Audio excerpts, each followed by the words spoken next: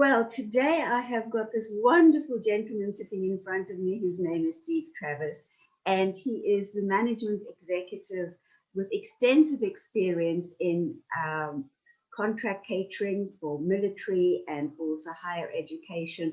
And he has done so much with his life, but he's ex-South African. And I'm going to get into what he did before he left South Africa, because we are a different generation.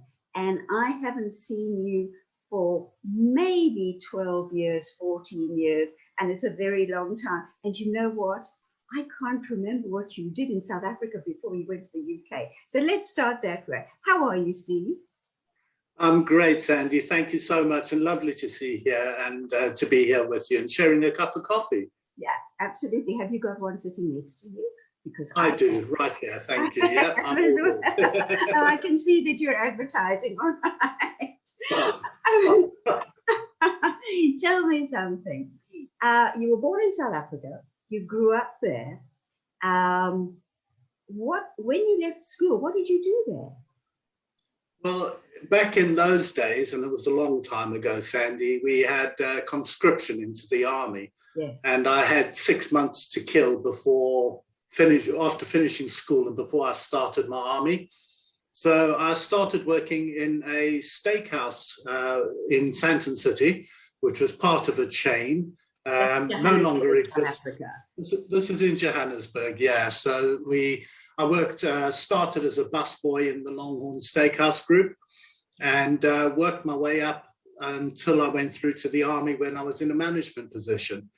And that whole passion for catering and customer service and hospitality started there, really. So when you went into the army, did you go in, when you went straight into management?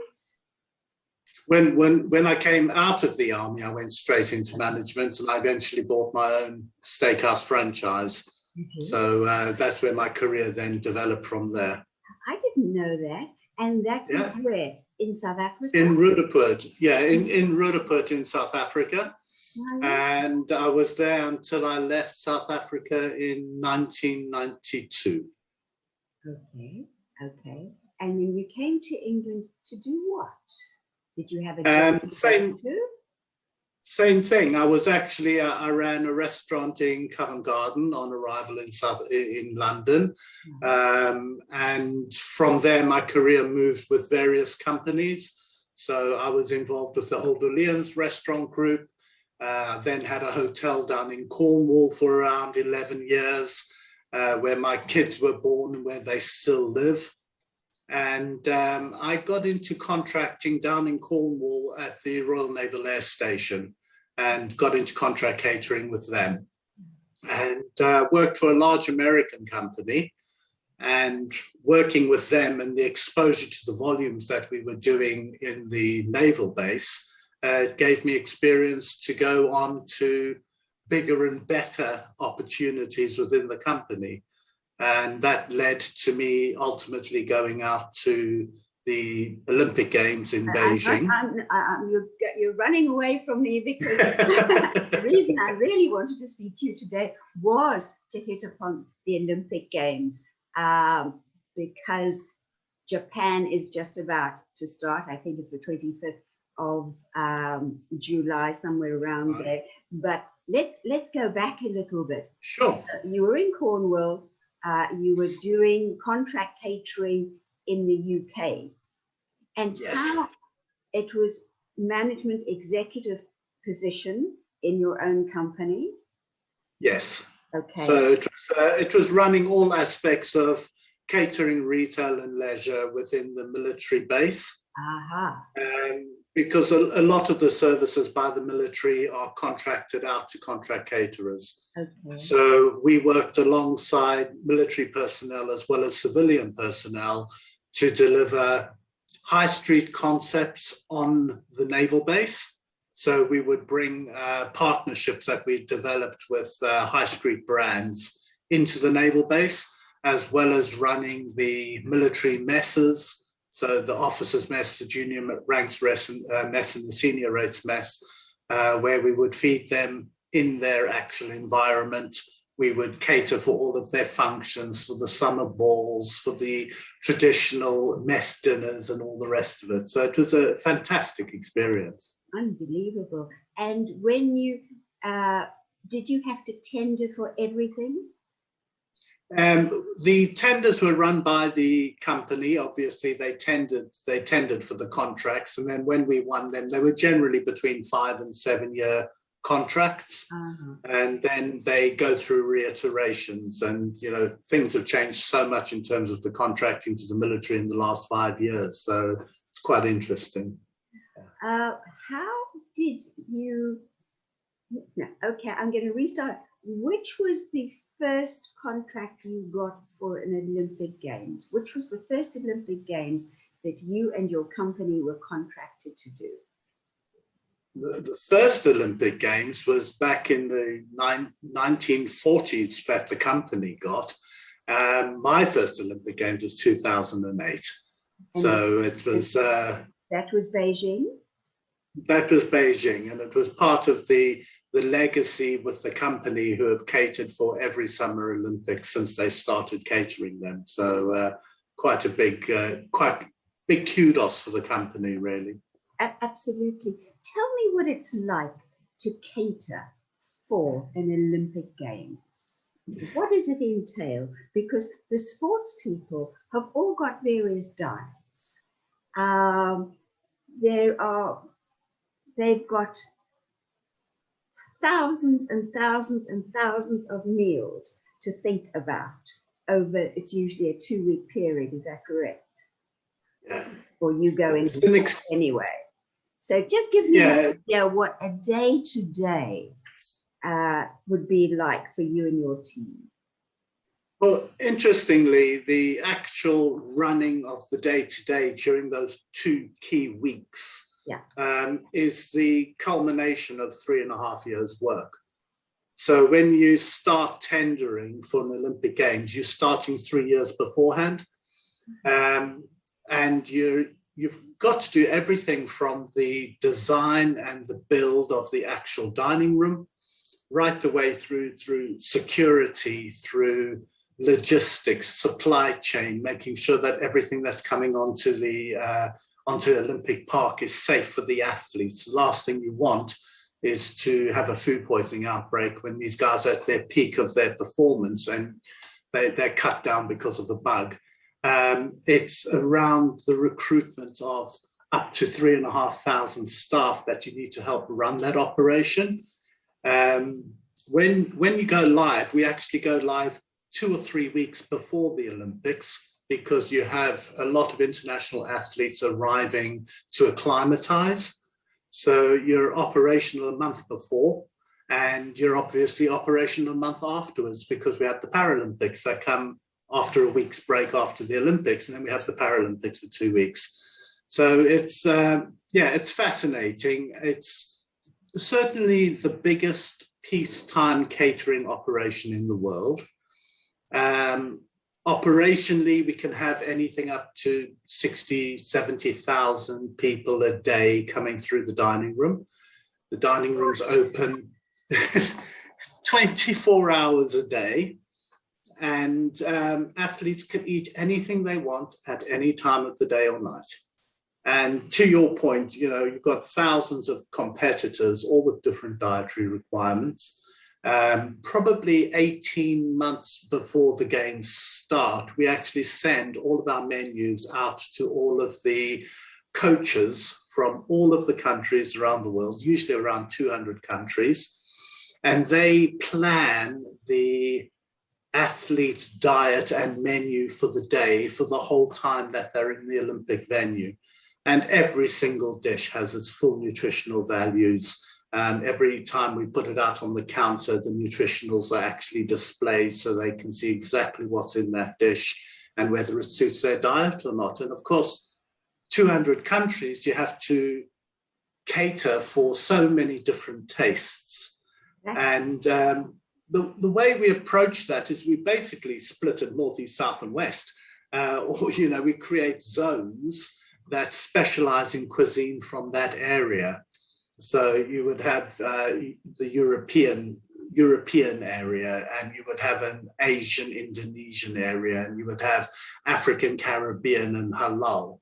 And then there was Chinese specialist areas when we were in Beijing. And then there is familiar food to every athlete from his home country, so they can identify exactly what they're looking for. Right, and calories are also mentioned in all the food. Calories, fat, energy levels, sugar, salt, the whole lot. Everything. And every single dish. Do you take your own team with you and then pick up people while you're there? How do you work with staffing of the chefs and sous chefs and things like that? So what we do with the company is we bring in our senior chefs and senior management from contracts around the world. So the company I worked for was an American company, so we had a lot of experienced people that had done a previous games, so they understood how it operated. And then we tended to employ local people. So it's part of the ongoing Olympic legacies is that you want to try and instill new skills to locals. So in China, we partnered with a number of universities who then sent us their hospitality students who were all fluent in English. So the hospitality students, because I don't speak Chinese, our hospitality students were our translators. And then when we had something to get across to the team, we would say it and the hospitality translators would then translate it to the rest of the team. So obviously being in China with the Chinese cuisine being such a big feature, we had a lot of Chinese chefs working for us, probably 650 Chinese chefs. Wow. And the remaining team of about another 2,900, 3,000 were all locals, with a management team in Beijing of about 200. But we were spread across everywhere in Beijing because at the Beijing Games, the company I worked for did all the catering. So it was not only the athletes, it was the officials, it was the press. So the only thing we didn't handle was the outside hospitality. Yeah, that was just amazing. And look how you then incorporated the youth to start learning in such an area that they would never have been given the opportunity if the games had not been there and if the catering had not been. It changed their lives as well. 100%. And, I think the whole ethos, not only of the Olympics, but the way we operate is that we want to develop the future, the people of the future. Absolutely. And, I'm still in touch with a lot of my team that I worked with in 2008 because they gained so much benefit from working with us. And I enjoy so much sharing experience and opportunities with my teams. And that's the way we see it and moving forward is, you lead by example, you give them the best opportunity that they can have, and they either grasp it or they don't. And pleased to say, most of them have grasped it. Which is lovely. The picture that I'm seeing behind you, can you explain that to me? Because it looks to me like London, but because I've been away for so long, I don't know your background behind you, so please tell me what it is. You have been away for too long, Sandy. No, never too long. That is London, but not a part I think you'd recognise. So behind me is the Olympic Village for London 2012. So all the blocks of flats were all the accommodation, and the new Stratford International Station right there. And yeah, that was the main Olympic Village. For London 2012, I'm not sure if you can see that nice big rectangle up there. Yes, I can. What's that? That rectangle is a 100-meter wide by 300-meter long dining room. What? That is the athletes' dining for London 2012 at Stratford. Wow. So you did the Olympics there in 2012 as well. There again, you only used UK chefs and staff, and did you bring people in from other countries as well as translators, as you did in Beijing? Well, we used the 5 local boroughs to the Olympic villages where we employed all of our staff from. In London, we had 3,500 staff and 256 managers. And our management team came from around the world with the same company. A lot of them were first-time Olympians, as we call ourselves, because we are part of the Olympic journey. And we help those champions become champions. But about a third of them had previous games experience. London was very different to our Beijing operation in terms of the look and feel of the dining room.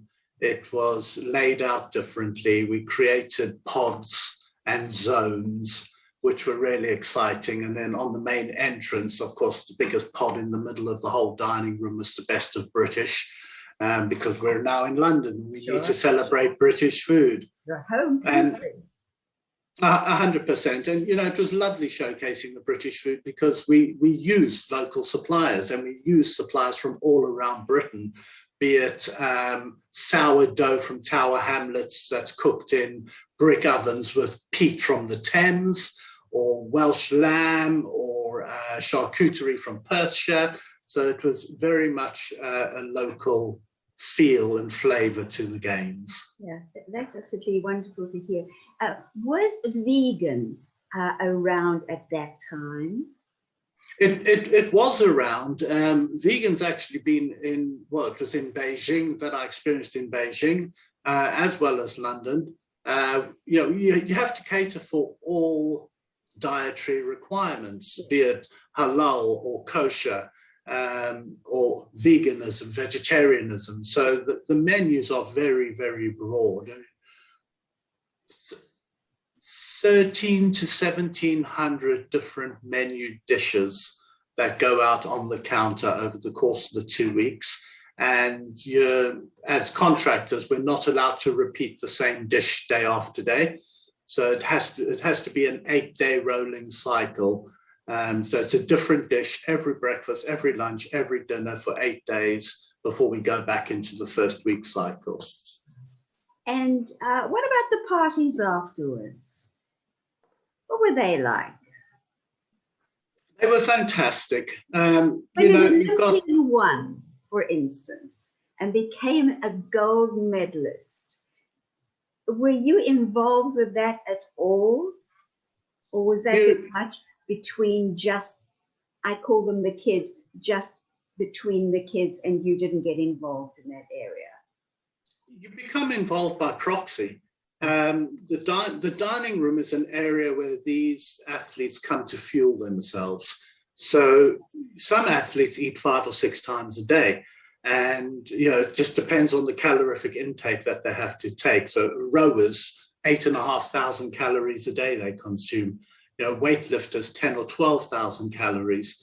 So you become a part of their experience, and you're there rooting for them when they're competing. Excuse me. But once they've won and they've got their medal and everything calms down and they come back to the dining room to fuel up for their next competition, they will come in with their medal around their neck because quite rightly, they're proud to be wearing it. Absolutely. And it's the athletes that are in the dining room all applaud them and all congratulate them. And when they come up to the counter, the staff congratulate them, or when they're walking past you, you high five them. I was really lucky at the end of the swimming at London 2012. Michael Phelps had won a number of medals again, the American swimmer, and he came into the dining room with the medal around his neck. And I said, you know, well done, great to see you again. I said, that another gold medal. And he took it off and he just handed it to me. And he said, yep, that's what it's like. And he just... And you felt it? You held it and you felt it? I was holding his gold medal while he went through the counter to get himself something to eat. Oh, wonderful. And then I put it back down on his tray and he went down, pulled his hoodie up and he had his dinner. It was wonderful. I've got one question to ask, which this came about when I was talking to a medical man here, and you may or may not be able to answer me. I wondered why there have not been any black Olympic swimmers, black skiers. I know that at the last games, the tobogganists were from the Caribbean.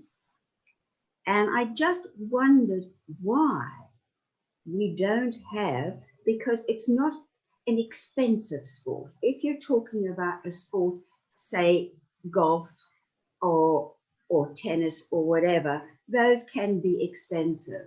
But you don't see the black people as swimmers, and I want to know why. Can you answer that? Have you come across any in your times of doing Olympic Games? I have come across all nationalities in all sports. Yeah. It's quite often it's not recognized because the guys are not the gold or silver medalists that everybody gets to know, and they don't become the household names. It could be down, and I really don't know about the skiing or the Winter Olympic sports, but it may be down to the development of grassroots within countries around the world, whether they're encouraging people into sport or not. And, if we just take a total side on South African rugby, there's a lot of grassroots development going on there, which is why we get all nationalities and all races coming through the sport. Yes. Other than that, I don't have... As in football. I mean, everything has changed, and today, 2021, everything is going to change. And I just wonder for the Olympics in Japan, as I said, I think it's the 25th of July that it's starting. I wonder if we will see any unknown names who are black people, because they are now so much to the fore, and why shouldn't they be? 100%. I mean, there's great representation from all races in most sports. You've picked up on swimming, 100%. There's not a raft of multinational, multi-racist competitors within swimming itself, but there are certainly in everything else, in every other competitor sport in the games. Okay, well, as a female has just become the first jockey to win the Grand National, I mean, females are also going to come into it. Anyway, 100%. We have now covered about the Olympic Games. Now I want to go further along. I know at some stage you were very involved with Blenheim Palace, and I don't know how, and I don't know why, and I don't know when, and I don't know. So answer my questions. How did you get involved in that? So when I was coming to the end of London 2012, a previous boss of mine who I'd worked with in the military contacted me, and he said, I've got a perfect contract for you to run. I think it'll really excite you. It's right up your street. And that turned out to be Blenheim Palace. So when I had a very rare day off from the Olympics, I shot out to Oxfordshire. I had a look around the palace. I looked around all the catering and events facilities there. And I joined the team at Blenheim Palace in November 2012. And it was also contracted catering. So we looked after all the day visitor catering. We did weddings in the orangery, in the palace itself. We did pop-ups out on the out in the gardens and in the grounds when they had events like the triathlon or flower show, or, you know, big events where we have thousands of visitors coming in. And yeah, that was just, it was absolutely wonderful working for Blenheim Palace. I love the place. I love the people. It was wonderful working with the family, because the family were very involved, well, are still very involved in what happens at Blenheim Palace, because it is still effectively their home. Yeah. And I miss Blenheim a lot. For me, it was 4 years that I had with Blenheim Palace. It was extremely long days, nights, weekends. And I don't regret 1 second of it. It was just the most wonderful experience. And are you allowed to mention which members of the royal family that you actually got to meet, or is that not to be discussed? Oh, no, you meet a lot of people from a lot around the world. But at the Olympic Games, you know, you get to meet heads of state. Sure. Which was fun. For me, my highlight in London, apart from seeing the Queen and the Duke of Edinburgh, was actually meeting Her Serene Highness Charlene, Princess Charlene of Monaco, and Prince Albert. Well, she was South African. She is South African. Did you speak to her in Afrikaans? I did, actually, and she was very taken aback. No, I thought you would. Yeah, no, we had a lovely chat. We had a really good time, and she came in during the Paralympics, and she asked me where the South African Paralympic team was, and she went over to see them as well. So that was lovely. Yeah. And then through working with the military, I met Princess Anne a couple of times. She's the commander of the Navy, yeah. Commander-in-Chief of the Navy. And yeah, at Blenheim, I met a number of people, which was wonderful as well. Now, all that takes up virtually 24 hours of your day, 7 days a week. And there comes a stage in your life when you stop to think, I've got a family, I've got a wife, I've got to have a life. What made you decide to leave Blenheim and 24/7, all those days, all those weeks a year? Whilst I have absolutely no regrets of my time at Blenheim, I got to a stage in my life that I felt my work-life balance needed to take priority. Work had been a priority for so many years, and I'd given so much back to the industry. And I felt that I could utilize the skills that I've learned over the last 40 years in this business elsewhere. And an opportunity came up for me to move into the higher education university sector, which again is wonderful, because you're dealing with 18 to 24-year-olds who are pretty much the same demographic as most of your military personnel. You have on campuses anything between 6,000 and 22,000 students. So it's high volume again. And generally, the catering operations in the position I'm in now is Monday to Friday. I have most evenings off to myself and weekends. So every weekend feels like a mini holiday to me now, whereas I haven't had them for years. So in the summertime, it's barbecue time for you, which is absolutely magic. Just going back to the university, with the situation that we're in and have been in, excuse me, for more than a year, how has that affected the catering and the university students with COVID being around? Because a lot of them have been working from home. So that has changed demographics for you as far as the numbers.